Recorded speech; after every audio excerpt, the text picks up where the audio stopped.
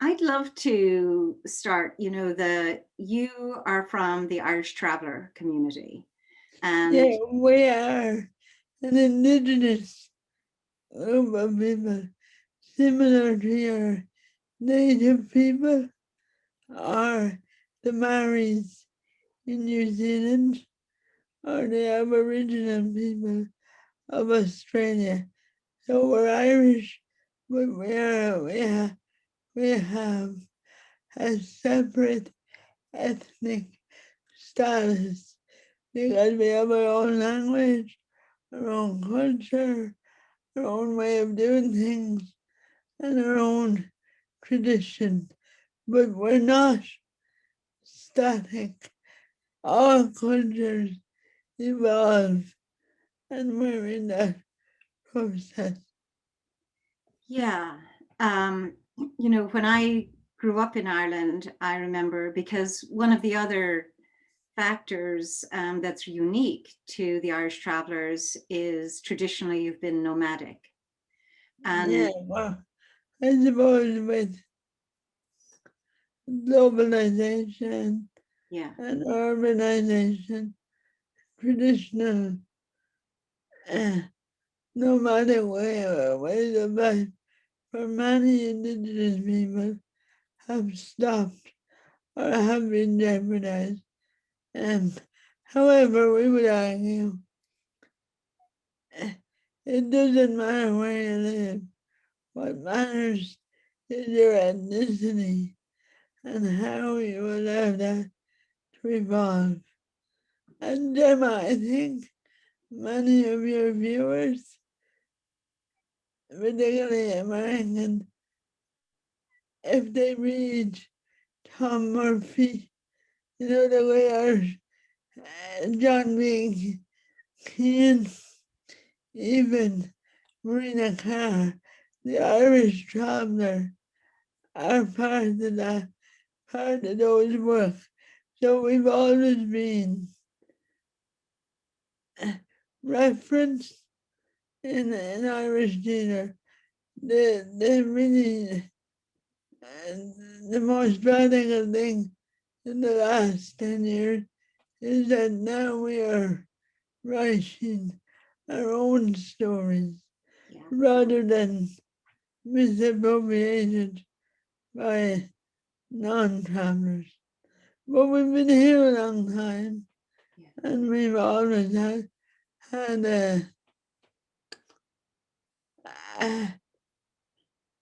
contentious relationship with non-Irish, with non-traveler. Yes. And we're always working to improve that, you know. Yeah. But we're similar to native people. Um, that's the best way I know how to contextualize. So it's just really a few years ago that the Irish government, I believe, In formally, 2017, yes, and I suppose uh, nothing at all polemic about it, but that took us 30 years. And in the meantime, there's over 95 of our people are unemployed. Only 2% of our children go on to second or third level education. And our suicide rates are 8 times higher, particularly for men. And I suppose it's really important that we put this into the realm that Ireland is a very well developed country. But there was always this view, both from within and without, that Ireland was white, Catholic, settled, straight, able-bodied. And I know even if we look through Joyce we had Jewish people, there were Irish Jews, uh, the Protestant voice, the woman in the big house. We've had Black Irish, we've always, like every other part in the world, we've always had gay people, gay and lesbian, transgender, and queer people. And as with all universalities, there's always been disabled people there. So I suppose Ireland progress is slow, but we're getting there. Yeah. I mean, since you bring up disabled people, people living with disabilities, has the marker moved on that, in terms Not really, of, okay. not really. I did a lot of my work in London because there was very little opportunity. And if I wrote a play, obviously, like all writers, we all reflect or project ourselves Yes. onto the stage, and I the experience of impairment and disability is very real for me, and that's been a bit of a headache because there's very few actors and and technicians and similar for deaf people. And the thing about it is, Gemma, we live ordinary lives. We have experiences that are not necessarily about our impairments, but when I see a movie or I read a book and there's a reference, even if it's only teeny tiny, I feel yes. And I remember one of the first plays that ever inspired me. Well, actually, it was the second. I'll tell you the first in a minute. The second was Tennessee Williams, Laura, and the Glass Menagerie. Yes. And I was lucky enough 2 years ago to see a disabled woman cast, and that made the play much more real. And of course, we need disabled directors, writers, technicians, producers. But I think universally, the lens of diversity is shifting. And I really think we owe a lot to the women in Hollywood, and then we owe a lot to our gay, lesbian, lesbian, and gay brothers and sisters who have opened the door and who, you know, but it's an ongoing struggle. And also, uh, we're learning our craft. We're learning how to write, if that makes sense, and how to use the lens. Yes. And, you mentioned how exciting it was to just see Laura, like in Glass Menagerie, to see somebody who could be you. That's a young person with a disability. And this is, art it's about representation, right? And And theater resistance. and It's resistance. also about resisting the easy, conventional Yeah. cliches. And Yes. I still believe I'm at the right age to play Blanche. Mm-hmm. That's, and Yes. maybe that day, maybe that opportunity will come. Exactly, exactly. And it's only actually just again a few years ago that in a famous production of Glass Menagerie on Broadway that they hired an actor with a disability who Oh lived with wow! a disability. Yeah, and they had never. So we're And did it go well? Was it well received? really Well received? well received. There was a lot of press, but very well received. I Um, know that people are worried that diversity won't doesn't draw in the money, but I actually think it does. People that have a healthy appetite. I think so. And also, people are much more attuned now. I mean, obviously, all of the arts have a terrible history of misappropriation. Yeah. And I mean, talk about, blackface, yellowface.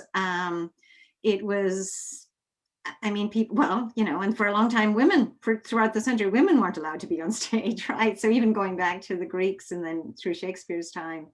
But now I think there's much more, we're hopefully rising in consciousness. There's an awareness in terms of who should be telling the stories, and then who are the bodies literally on stage, And also, what I really like about this moment, my moment, and and the play that Corrib kindly is produced.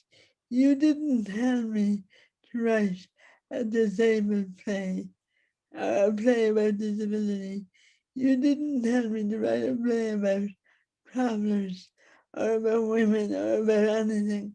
But I was able to make a very familiar story and um, place it in a traveler context, yes, but also my main protagonist has a marker of difference. And in all my work, I try and imbue the outsider or the insider or that marker of difference and have that. Um, Sometimes it doesn't matter to the character, it's just there. yeah, But more often than not, it's an added layer of complexity yeah, for the character and for the actor. And also, what?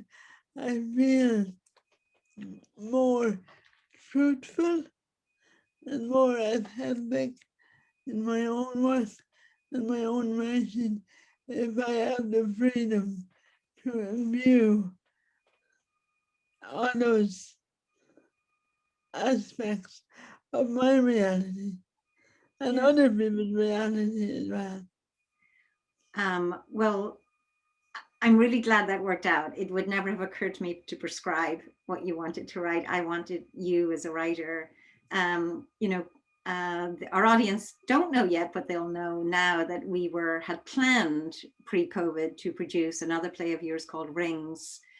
Um, and that was the protagonist she's an 18-year-old, a young traveler woman who is a boxer, and she's also really strong. I mean, she's very feminist in many ways, and the scene is between her and her father. So and she speaks throughout the play in sign language, so that's her language. So it's a whole other layer on top of, as you told us, travelers have their own language, and then on top of that there's sign language, which if was performed in Ireland would be Irish sign language. And then her father, who's the other person, there's a gap because he never learned to sign. He refused to learn to sign. So, but that was our initial introduction when I read that play in the collection Staging Intercultural Ireland. And, many of the other plays, as we know, Ireland has changed drastically in terms of the inward migration, um, just the look of the country, the color of the Yeah, country. that's really positive. It's I mean, amazing. It's finally, it's like it took long enough. It's just so wonderful. Um, but the other side of that is at the moment, um, uh, we're dealing with the remnants of church and state yeah, relationships. So we finally got, made it a more secular uh, state. But it's really sad that so many people, particularly women, poor women, over several generations, have been hurt yes, one way or the other. yeah, With the laundries, yeah. with the adoptions. I mean, it's just, I hope this is the end of it. I hope Uh, so too. And we have done one of the plays I've done is Eclipsed by Patricia Burke Brogan. So our regular audience will have seen the play about the Magdalen laundries. And right before we were closed down with COVID, we did James X by Mannix Flynn, about the industrial schools, the horrific conditions there. But yeah, I mean, ongoing stories about I mothering. mean, the only thing I really worry about all this change, we still have holding centers. They're called direct provision, where Yes, migrants uh, are held and they're not allowed to work, and they can only earn, they're not allowed to earn much money. And yeah, I worry about the children who have yeah, grown up in that environment. right, And right. it's And it, very hard for Ireland to stop the, the pattern yeah, of, of containment yeah. and And control. abuse, it's abuse, right? That's I mean, I think it's quite an irony that we spent hundreds of years under the yoke of the British and colonialism, and there was horrendous suffering, Mm. and spent all of hundreds of years trying to get our freedom, and then as soon as we did, with the Irish Free State, we turned around and started harming our own, so to speak, and that included that was the most vulnerable, which was children and women, and creating this huge double standard. So I'm hoping. I mean, I don't live there, so I visit, and was visiting much more regularly pre-COVID, but it seems to me, Rosaleen, and you can tell me if I'm living in a fog, that the people are holding like their leaders accountable. They're holding the government accountable. They're holding the institutions. They're talking about the mother baby homes. They're talking about reparations. Of course, it's way I too know, slow, and some people will never. It's too late for a lot of people. and also I would say we inherited a lot of these problems. Yeah, And when you inherit something, yeah, it's very hard to know what to do with it or how to get rid of it. yeah, I yeah. mean, if I go down one example, our minister of bar, uh, she's one of our top ministers. She's a young woman and she's pregnant at the moment. And they've just discovered that there's no, there's a thought, there's no, she's not able to get maternity leave. What? Now they rush it through, but up till now, we had no young woman, in a position of power. It was always assumed it would be a male role, or, Right. so maternity leave is such a basic, fundamental Yes. right. Yeah. Anyway, that's where we're at. Interesting, interesting. And of course, I hope they're also thinking about paternity leave. Obviously, the women need the maternity leave, but Yes, you know, all of those fathers who never saw their children grow up, yes. right? Because, yeah. Well, that's. I mean, let's hope people, I think, keep pushing. Um, you know, Rosaleen, it's with all of the obstacles that you have, and you talked about also the level of education for travelers that often, you know, it's not, doesn't go beyond secondary school often. You have certainly bucked that trend. Here you are, Dr. Rosaleen McDonagh. You earned your PhD last year in disability studies, if I'm right. And prior to that, so tell us, you have an amazing education, and here you are, you're a writer, you're a playwright. Can you tell us, and you live with a disability, so you have overcome so many obstacles. I haven't. I think anybody, we all, everybody, you and our audience, deal with stuff every day. I had very strong mother and father, Okay. um, and I suppose I wanted to be educated, but I had to wait until I was an adult because the nuns felt because I was a traveler, what did I need an education for? Um, and also, I suppose, you know, I grew up in the 80s, and despite why all those hipsters and woke people, my generation looked to the Audrey Lords, to the Judy Humans, you know, women of the 60s who made great strides, but also who made incredible efforts on solidarity. You know, the women's movement, the disability movement, we supported each other. Yeah. And my generation was lucky enough to have that little bit of Yeah. history, a little bit of ambition and possibility of change.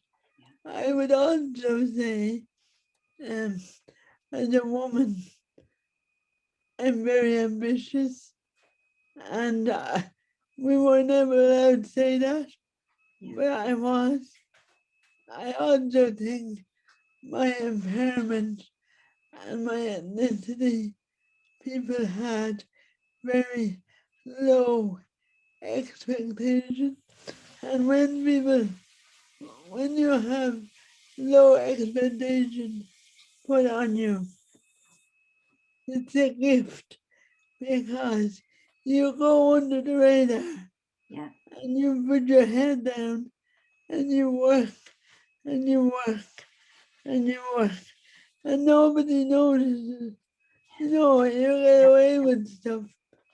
Um, I also think I grew up in a very, I went to special school, segregated, and even though that was bad, the positive side of that was I had a disabled community, a disabled friendship, and all of us stayed together right up to the adulthood, and we all did amazing stuff. You know, we all egged each other on and dared each other on.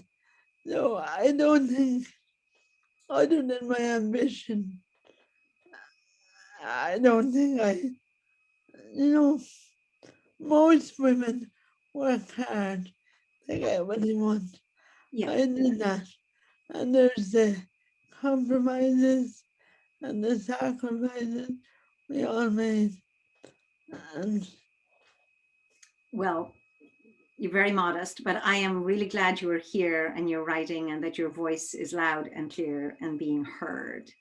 Um, I just, Pretty Proud Boy, which is the name of your audio drama, and it'll be our first Corrib commissioned audio drama, you set it during COVID, during the time of COVID. And it's a traveler, it's a young man who's 19 and his mother, and certain tensions that arise. It's very dramatic. But COVID, the setting of COVID is important, and also the Black Lives Matter movement. So of course, that's post the in addition to COVID, then the social justice, racial justice movement here is enormous and has been going on for months, and especially Portland. We've been, we're on the national stage. But Ireland, I know, and here it's mostly because of slavery, looking at our history in the United States, which has never been looked at, I think, with such a clear lens as it has to be, as it is now. Of course, it should have been, but it wasn't. So at least it's happening. But I think in Ireland, it's, I guess I'm interested to know particular tensions that the traveler community or challenges has faced because of COVID, and also the Black Lives Matter movement, which, says the word Black Lives Matter, but you are from, as you said, is sort of the equivalent of the indigenous in this country. All right, well, maybe if we go back a bit, Yeah. and I suppose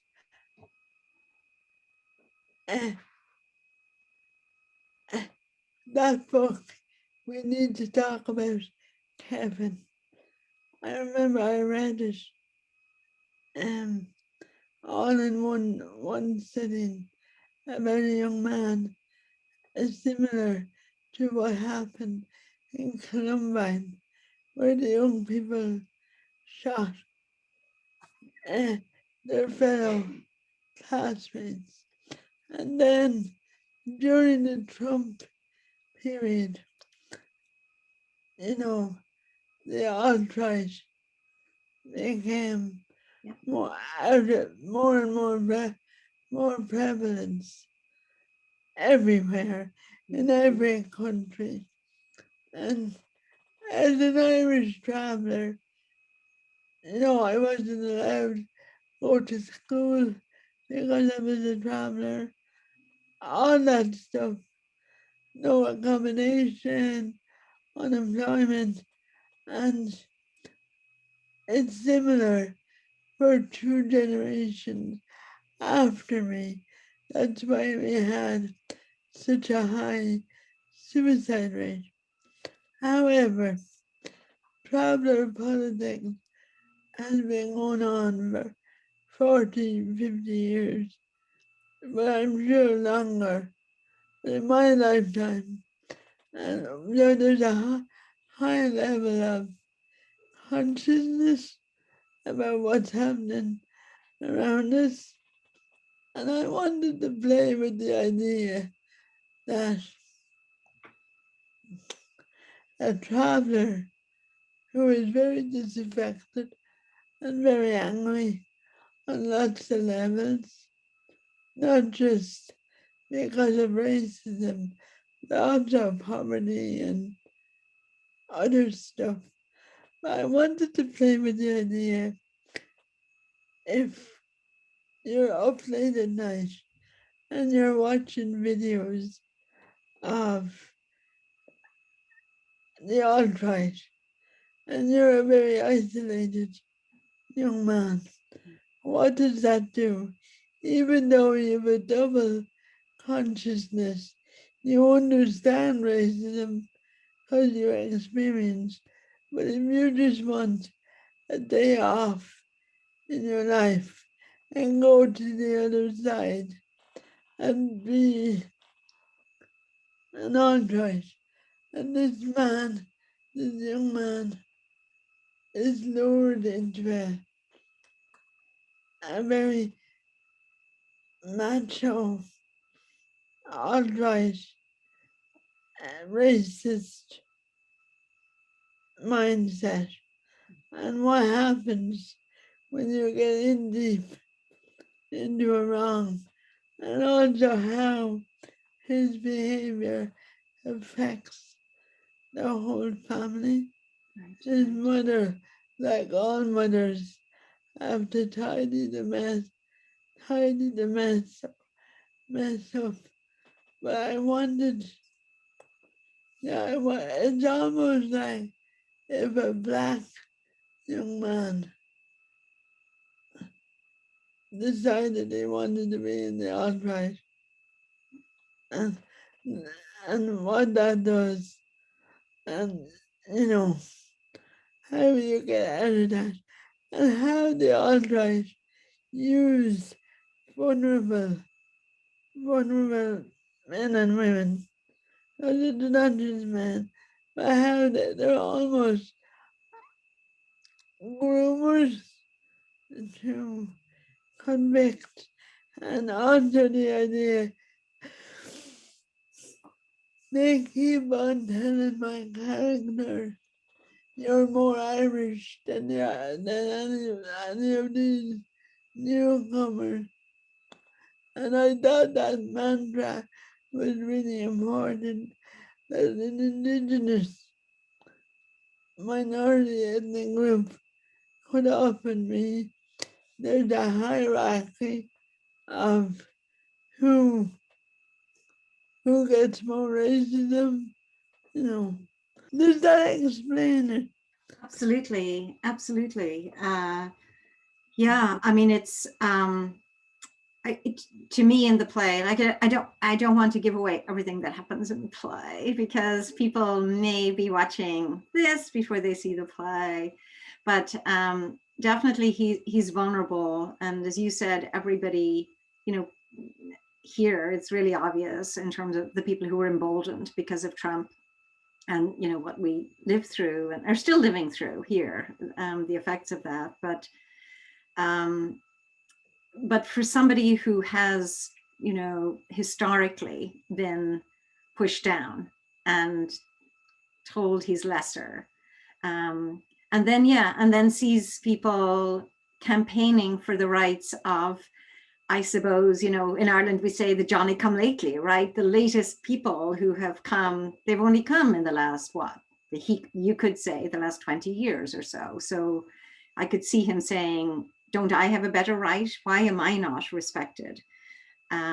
So and he's young and vulnerable, and you know, also in the play he happens to not have a father, not have a father figure, and for all those reasons. I mean, young people are always vulnerable, right? To be, especially teenagers, to be sucked in. And So, also, I also think um, he has a birthmark yes, on his face, yes. and that whole sense of shame and isolation He was bullied. and lack of opportunity with Yes, love, yes, and what that does at that age, and that marker of difference in a very physical way, yeah, and although the play is audio, I think, I hope we're able to um, let the audience see that the boy is really struggling with it, with so many internal, and he's also very bright. yes, Mm. yeah. No, I think I hope that'll come across, and it comes across in your language because your language is so beautiful and descriptive. Um, so, yeah. Well, Rosaleen, is there anything else that No, I'm really grateful to Corrib, and I hope someday I will get to Portland and Oregon. I hope I do, and I hope the context of the play is understood. thank you. Thank you.